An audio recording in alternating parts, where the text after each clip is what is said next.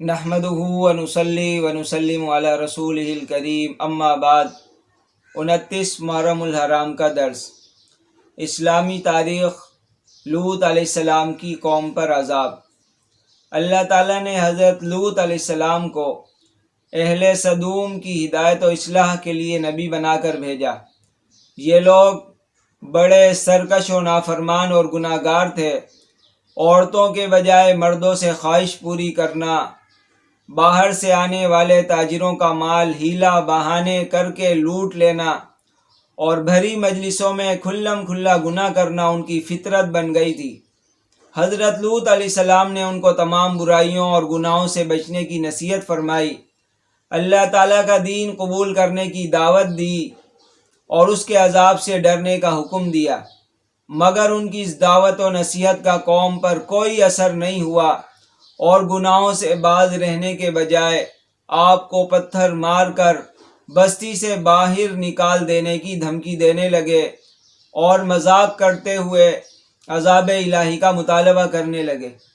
حضرت لوط علیہ السلام کے بار بار سمجھانے کے باوجود وہ اپنی ضد اور ہٹ درمی سے باز نہیں آئے تو اللہ تعالیٰ نے اس ناپاک قوم کو دنیا سے مٹانے کے لیے عذاب کے فرشتوں کو بھیج دیا۔ حضرت لوط علیہ السلام فرشتوں کے اشاروں پر اپنے گھر والوں اور ایمان والوں کو لے کر صغر نامی بستی میں چلے گئے، اور صبح ہوتے ہی ایک بھیانک اور زوردار چیخ نے سارے شہر والوں کو ہلاک کر دیا۔ پھر حضرت جبرائیل علیہ السلام نے اس بستی کو آسمان کی طرف اٹھا کر زمین پر پٹخ دیا اور اوپر سے پتھروں کی بارش کر کے پوری قوم کو عذاب الہی سے ہلاک کر دیا۔ اللہ تعالیٰ کی قدرت، درختوں کے پتوں کے فائدے۔ اللہ تعالیٰ نے ہزاروں قسم کے درخت پیدا فرمائے جن پر بے شمار پتے ہوتے ہیں، ان کے بہت سارے فائدے ہیں۔ یہ پتے ہمارے لیے تازہ اور صحت مند آکسیجن بناتے ہیں اور زہریلی گیس اپنے اندر جذب کرتے رہتے ہیں۔ اگر اللہ تعالیٰ ان پتوں کو یہ صلاحیت نہ دیتے تو فضا میں زہریلی گیس پھیل جاتی، جس کے نتیجے میں انسانوں کو بہت سی بیماریاں لاحق ہو جاتی اور انسانوں کا جینا مشکل ہو جاتا۔ اللہ تعالیٰ نے اپنی قدرت سے درختوں کے ان پتوں کو بنا کر ہم پر کتنا بڑا احسان کیا ہے۔ واقعی اللہ تعالیٰ اپنے بندوں پر بڑا مہربان ہے۔ ایک فرض کے بارے میں نماز کی اہمیت۔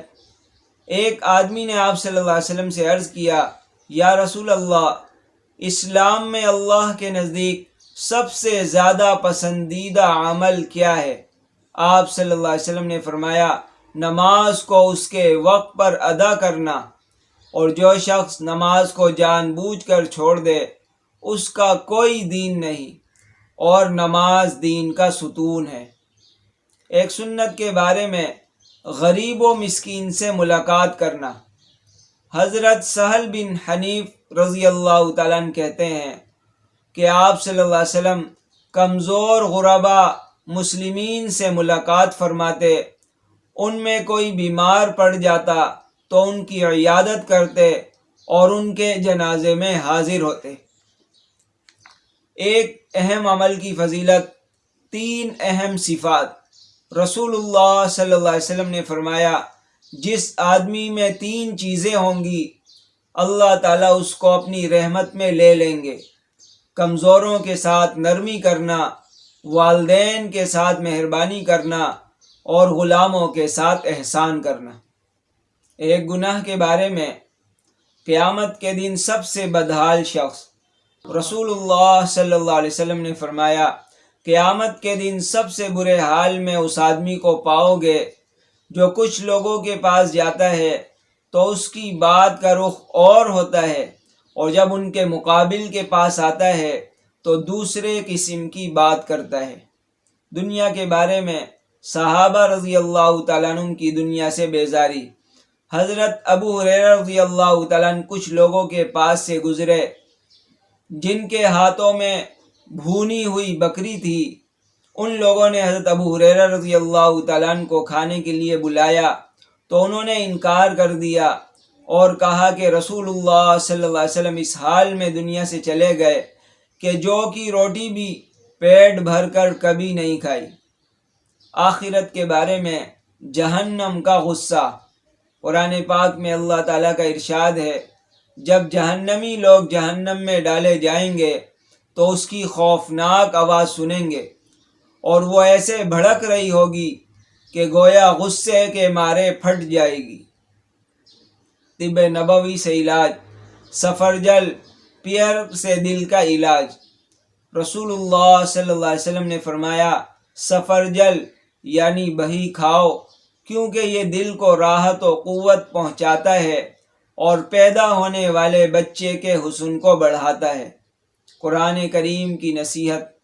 قرآن پاک میں اللہ تعالیٰ کا ارشاد ہے، جب تم کو کوئی سلام کرے تو تم اس سے اچھے الفاظ میں سلام کرو، یعنی اس کا جواب دو یا ویسے ہی الفاظ کہہ دو، بلا شبہ اللہ تعالیٰ ہر چیز کا حساب لیں گے۔ اللہ تعالیٰ ہم سب کو شریعت کے مطابق زندگی گزارنے کی توفیق عطا فرمائے اور دوسروں تک دینی تعلیمات پہنچانے کی توفیق عطا فرمائے۔